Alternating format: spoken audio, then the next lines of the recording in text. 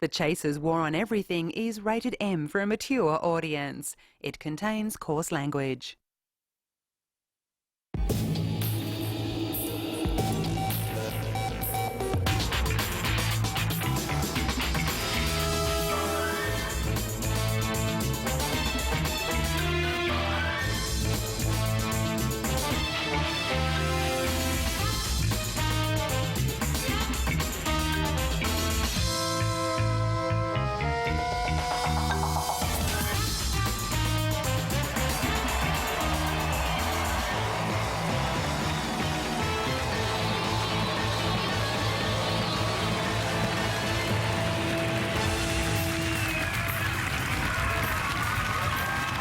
Hello, Australia. Hello. A very good evening to you right around the country. Welcome to the war, and it's great as always to have you with us. And of course, we're edging towards the final fortnight of the election campaign. It's getting serious now. This is the what I call the business end of the election, as both parties they had their official campaign launches this week. Here's the Labor Party launch from earlier today. Then, of course, the Liberal Party had their launch on Monday. And not to be outdone, the Australian Democrats also had their launch this week. Slightly smaller turnout. And ladies and gentlemen, I believe that marks our first Democrats joke of the election. Yeah. Mark it on the score. Yes, well done. On the board. But I think both the leaders will be pretty happy with their performance at the launches. Howard will just be grateful, I think, that anyone stayed awake during his. Unlike on the hustings, where people are falling asleep at the mere sight of him. Oh, it's becoming embarrassing. Just stares at them, they go to sleep. I know, and this is becoming a real issue for Howard. I mean, if you look at the Kirribilli foreshore, after John Howard's had his walk each morning, it's just this string of sleeping people left in his wake. It's a real problem. Oh, it's an epidemic. I feel for the man. But policy-wise, I think Howard had an OK kind of week. Some big policy announcements, weren't there? And perhaps none bigger than this one. The government will provide $500,000 over the next 4 years for the conservation of orangutans in Indonesia. That's smart politics by Howard. He played there very well to the orangutan community, where Howard's approval rating jumped 4 points to beat him well ahead of Rudd this week. Yes, well, the primate vote can swing an election, Craig, and not to be outdone, Mr. Me Too, Kevin Rudd, today pledged $40 million to help this man. But Chris, we were talking last week about the Liberal slogan, Go for Growth, and I thought it was very interesting how the day the interest rates went up was the only day that Howard dropped the slogan background and went with that Australian flag instead. Yes. That wasn't intentional, though, I don't think. It's just that the Go for Growth slogan was being used that day by this man instead. Looks better for him. We mentioned too last week how John Howard had become such a babe magnet. This week it was Kevin Rudd's turn. I mean, look at this. He was just mobbed by teenage girls in Adelaide. Extraordinary scenes. It is, isn't it? The amazing thing is that the groupies are so out of control now that Rudd has to drive around in an armoured vehicle. Well, frankly, I'm worried about Rudd's influence on our young, on the nation's teenagers. I am. We've mentioned before how Rudd is soft on drugs. We all know it. And this week again, he couldn't stop banging on about Labor's plan to sell drugs on the street. Our plan for dealing. Typical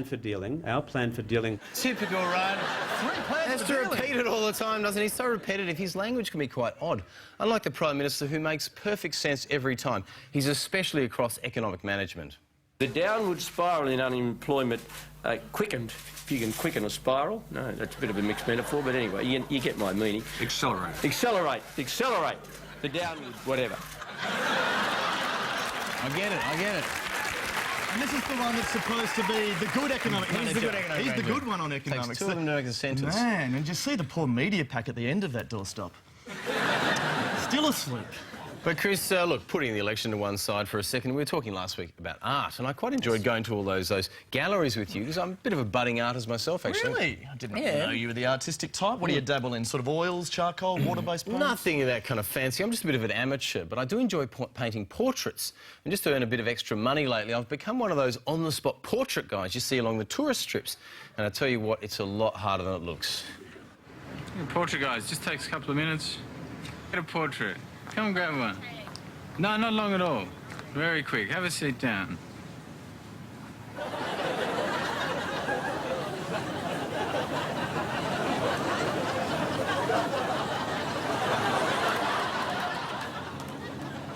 We're just studying cubism at the moment, actually.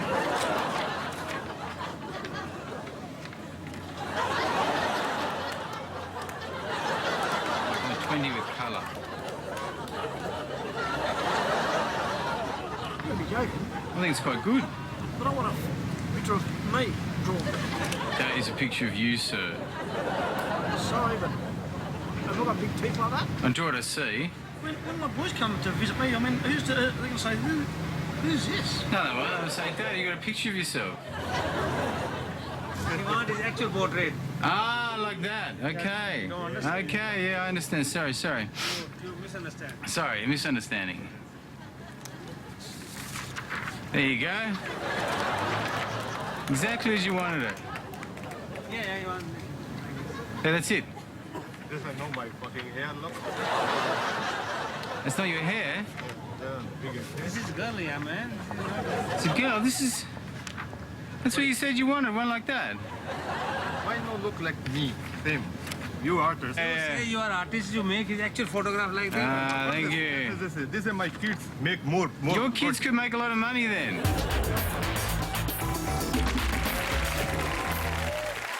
Come on, children, gather around and let me tell you about some things that really shit me.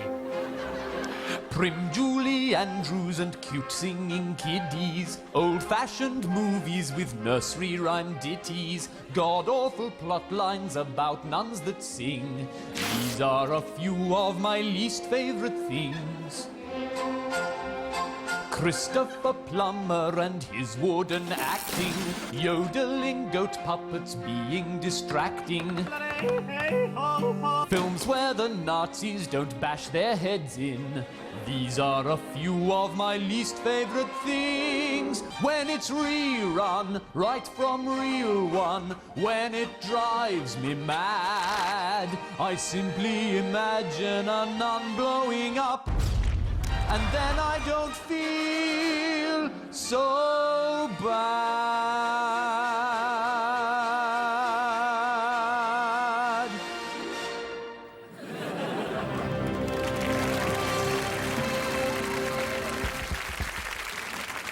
Ladies and gentlemen, could I have your attention, please? Paging the driver of a white 767, registration number QF413. Could you please return to your vehicle immediately, as it is illegally parked, and if it's not moved within the next 10 minutes, it will be towed away.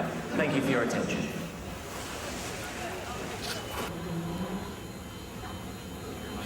Your attention, please, ladies and gentlemen. Could everyone in the terminal please bring $10 to gate lounge number 4?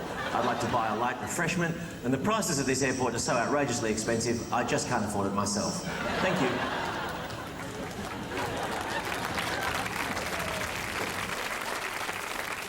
Your attention, please, ladies and gentlemen.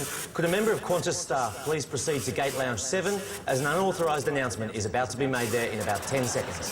Thank you. Your attention, please, ladies and gentlemen. If there are any passengers in the terminal who know how to fly a plane, could you please move over to the Jetstar terminal, as we're seriously in need of decent pilots. Thank you very much for your attention. Your attention, please, ladies and gentlemen. Can a member of Qantas staff please come to gate lounge 10 and escort me from the building, as I really need a way of ending this sketch. Thank you for your attention.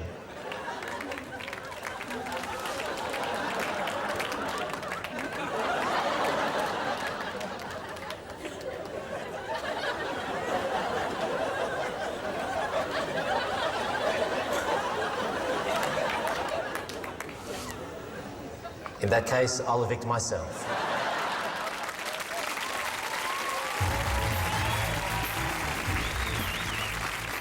Now, regular viewers of the show would know I've got a lot of gripes, but the one thing that's really been getting my goat lately are people who waste food. Oh, I hate that. I used to work in a restaurant. It's not actually true.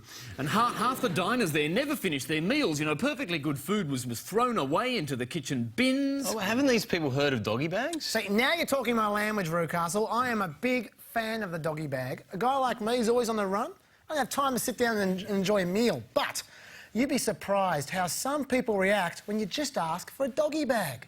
Can I please just have a garden salad? Thank you very much. Ah, thank you. Thank you very much. I'm full. Could I take the rest back with me? Take The rest of the salad home with me? Have you got more? Have you ordered? No, it's just the salad. What, you want to take that? Yeah. Can I doggy bag it? For that bit of lace? Yeah. I can't You finish what? it. I have it for dinner later on tonight. Thanks. Thank you very much.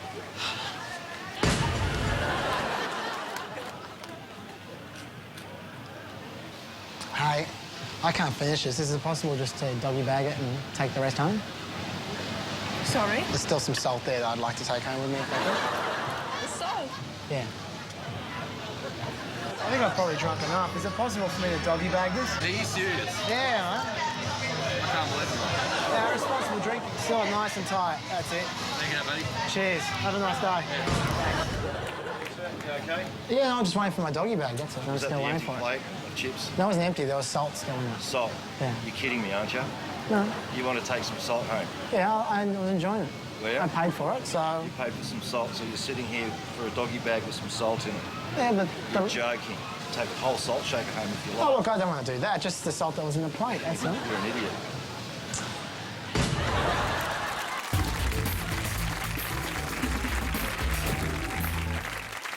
He's on the bus and train, his phone calls are a pain. He's Clive, the slightly too loud commuter.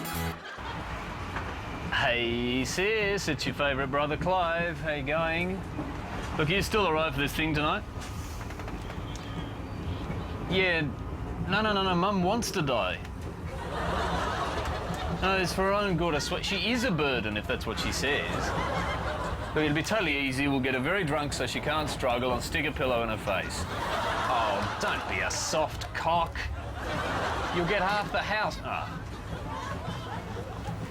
He's Clive, the slightly too loud commuter. I'm a huge fan of Bob Dylan, and I cannot wait to see this new biopic movie about him called I'm Not There. You may have heard about this one. 6 different actors play Bob Dylan throughout the film, including our own Cate Blanchett. Yes, well, Cate Blanchett's been getting rave reviews for her performance as Dylan, and it's certainly a very unusual bit of casting, isn't it? Almost as unusual as the casting in the new Elizabeth movie. Oh, really? What's happening with that one? Oh, well, they've done a complete swap, and they've got Bob Dylan to play the role of Cate Blanchett. I'm not really sure if it works. It was an age when England was under threat. The Spanish are coming, Your Majesty. What should we do? Everybody must get stoned. An age that needed more than mere mortals to stand up and fight. Your Majesty, I need your answer. The answer, my friend, is blowing in the wind. But when a storm breaks, sometimes it's your allies who most turn against you. Her Majesty is refusing to play any more folk. What? She's been seen in the palace with an electric guitar. Jonas! From the acclaimed director of Elizabeth, now comes Bob Dylan. No wonder you can't give us an heir. You're not even a woman! Maybe not, but at least I take just like a woman. In Elizabeth, the golden age is a-changin' in cinemas everywhere.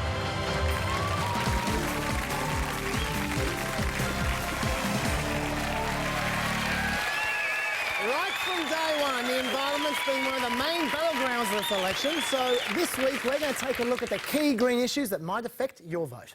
Australia. It's an unforgiving landscape with some of the least hospitable living conditions on Earth. And things are only getting worse. Our waterways are riddled with pollutants, we're using far too much plastic, and in recent years we've lost some of our most precious native species. But the biggest threat to our environment is global warming. Polar ice caps are melting, although elsewhere there seems to be an abundance of ice. The drought has left parts of Australia unbearably dry and lifeless. And in response to the threat, many Australians have become more green. Climate change has emerged as one of the key points of difference between the two parties this election. On the one hand, the government refuses to ratify Kyoto. They say they won't be drawn into an international undertaking which is poorly thought out and not in the national interest. Unless America does it first.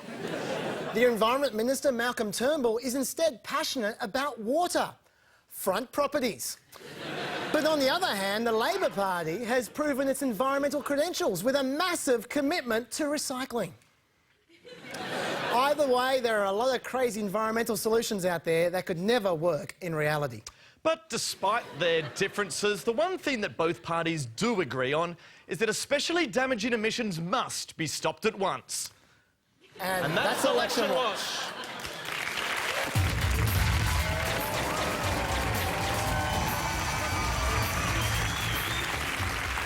It's another long list of problems on our slate, Jules, so let's get straight into it with problem number one, John Edward. Yes, now he's the American psychic guy that communicates with dead people who've crossed over. Yes. And he's crossed over to Australia at the moment. Yes, apparently he's here to find out what Stan Zemanek and Brocky thought of the eulogy song. Yeah. Look, with a celebrity psychic like John Edward in town, there's obviously a lot of excitement around, especially amongst gullible people, of course, but also, Craig, I've noticed the amount of paranormal activity in this country has skyrocketed Yes, too. there's something strange in the neighbourhood, all right, which really raises the question, who are you going to call? John, we're the Ghostbusters. We're going to report of unusually high levels of ghost activity in this area. Are you the gatekeeper? Am I the gatekeeper? No, I'm not the gatekeeper. Oh my God, Jules, check your bullshit meter. The needle's going through the roof. There's definitely some unusually high levels of paranormal bullshit in this area. Don't worry, John. We'll save you! We'll save you! Don't cross the stream! Stop working! This is a bullshitter!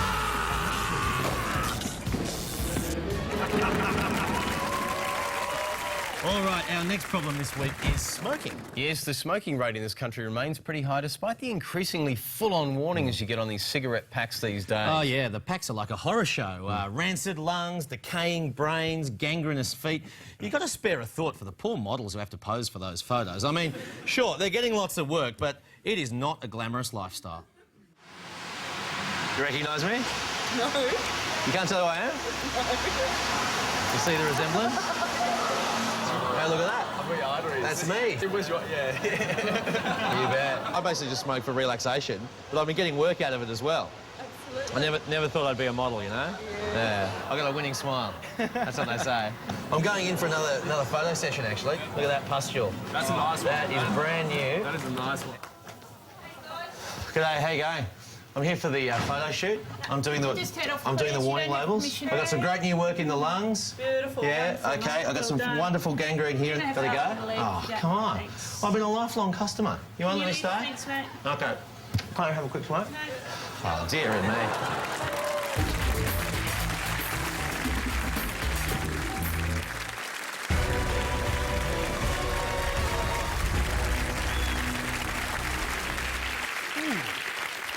I have a funny feeling coming on. Did you feel that? Yes, I do. It's a segue.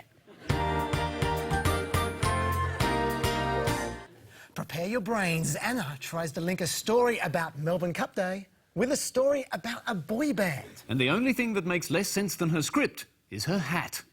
It is, of course, the day when human nature is at its best and sometimes its worst. Unlike the group Human Nature, which always seems to be at its best. Ah, how's shithouse? Well, tonight it's the last current affairs segment of the season. But don't despair, because we're going to pack all our leftover lessons into this last-minute cram session. And the first lesson is hiding bad acting. The only thing current affairs shows like more than crap reenactments is filling them with crap actors. But that's okay, because these shows have worked out the secret of hiding bad acting. You simply shake the bejesus out of the camera. By the time Alex says Mr. Kim's son got involved, the vicious attack, payback for Dez's accusations they'd stolen his shovel. But what Dez and his family can't understand is why. You know how they discovered this technique, don't you? It's one day they accidentally hired Peter Garrett as their cameraman.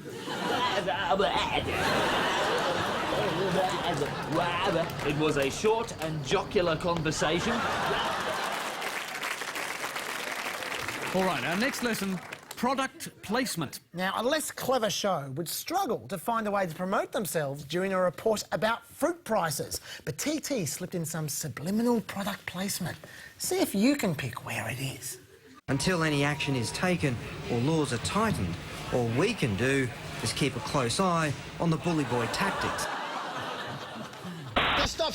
I'm sorry. We can't show you the next bit of the show. Yes, you may have heard we wandered into Today Tonight's offices here to confront Anna Corrin with a lethal comedy sketch. Highly dangerous entertainment. So you can understand why they went all the way to the Supreme Court to stop it going to air. Yes, apparently Today Tonight don't like people barging into places with cameras.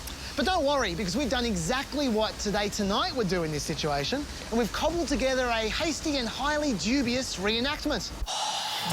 It's the Today Tonight officers. I can smell the dodginess. It's the ethics room.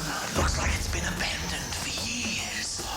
It's the person who writes the segues. It's the producer.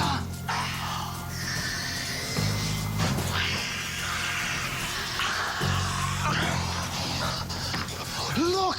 It's Anna Corrin! You are not allowed to use this footage. OK! We'll just do a lame reenactment instead! That's better. Oh!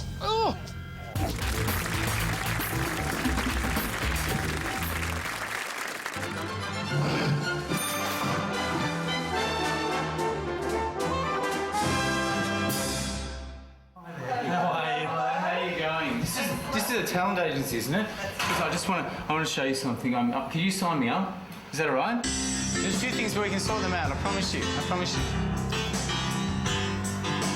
All that I want is to be a pop star, shooting up the charts with hit after hit. I live in a mansion and drive a fast car, but the problem I've got is I can't sing for shit. Yes, the problem I've got is I can't sing for shit. Can't sing for shit. The other chaser guys can sing like birds, but when I open my mouth, I sound like a twig. I'm out of tune, can't remember the words, but I can't sing for shit.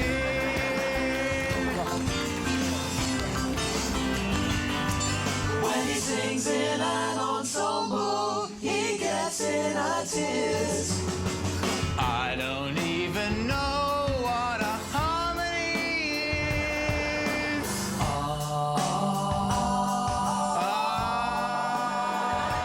So put me on your books, teach me how to sing, so the viewers at home can stop vomiting. Stop that, they just have to listen.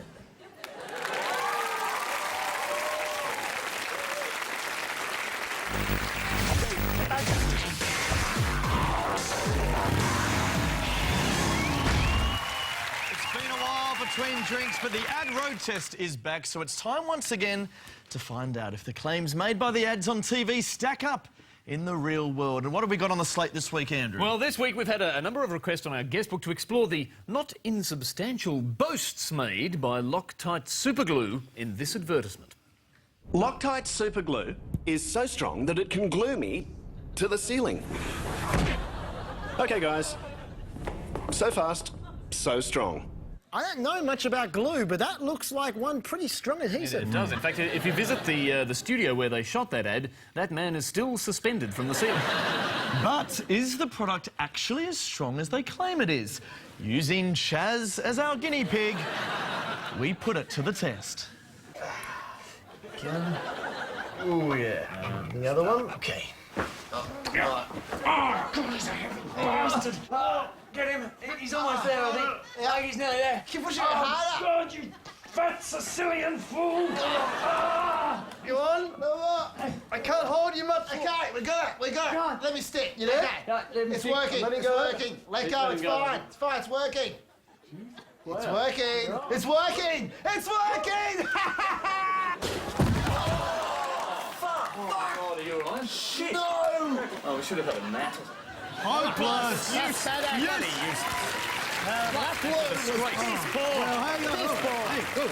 To be fair, I don't think we can blame the product there, Chaz. I think that was an issue with surface area. That's right. I mean, we spread the glue too thin. Yep. We needed to put more of it on you. So next up, we coated Chaz's entire body in superglue to make sure this time he'd definitely stick.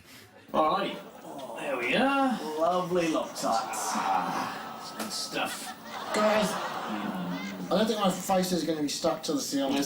Pretty sure I've got enough glue. Oh, just not take any chances. You know what happened last time. Okay, shove him up. Oh, God. Get him up there.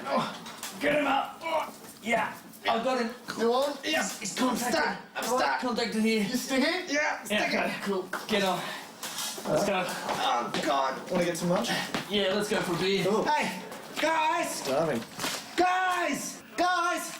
Guys! How are you gonna get down? Oh, Jesus! OK, not much luck there. Let's chalk that one up as a fail and move discreetly onto our next ad. And this time we're talking about those little promos for the Novotel hotel chain. Well, now, according to the ad, Novotel hotel rooms are populated with polar bears, wild deer, livestock, marine... I mean, they're a veritable Noah's Ark, those hotels. Yeah, about bloody time, too. The hotel chain catered for animal guests. Polar bears have been crying out for somewhere to stay when they're on business. Oh, I know, but just how open and welcoming would Novotel really be if you tried to check in a couple of animal guests? Got a booking for 2 in the name of alpaca. Another one for a cow. You got that booking? No? You have to ask the manager. Right, OK. Hello, how are you? G'day, yeah, we're here for a room. We're here the Novotel's designed for natural living.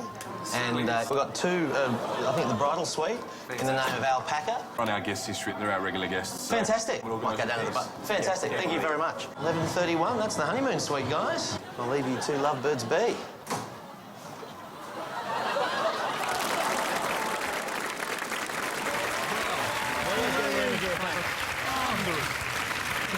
Well, sadly, that brings us to the end of the wall for the night and for the year. And remember, as always, you can download a podcast of tonight's episode at abc.net.au/chaser. Yes, thanks so much for watching the show throughout the year. We've had an absolute blast doing it, and it's not over yet. We'll be back next week at the same time for the first of our 2 Chaser Decides election specials. Yes, so please join us next Wednesday live from the National Tally Room in Canberra. Until then, good night.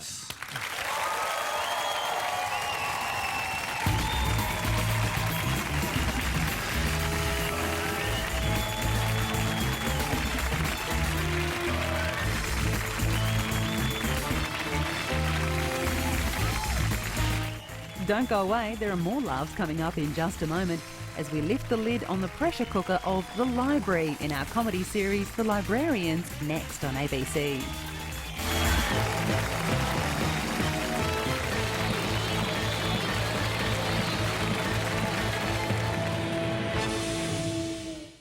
You were my best friend, and you left me in that caravan park with a $772 bill. That Christine thinks she'd be great for the job. I'm afraid she doesn't meet the criteria.